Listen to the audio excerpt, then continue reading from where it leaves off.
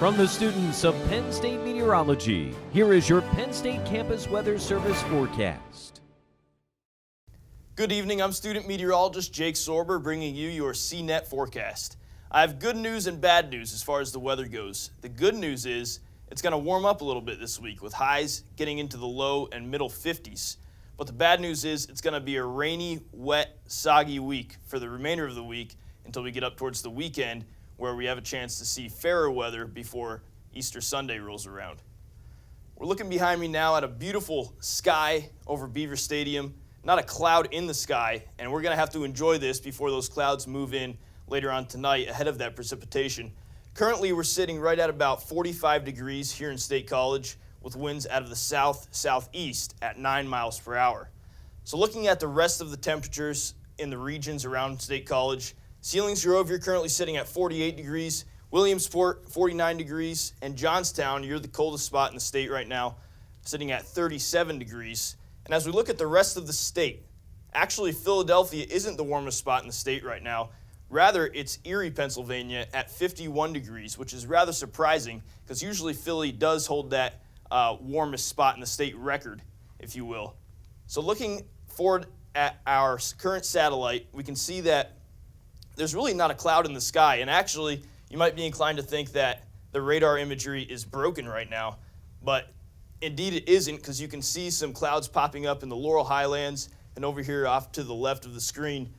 It's just really a testament to how clear the skies are across the whole state right now. And again, we're going to have to enjoy that before the rain moves in later on and throughout the week. So speaking of that rain, we're looking now at the future weather. This is the GFS model run, and it has the rain coming in to State College around Tuesday at 2 p.m.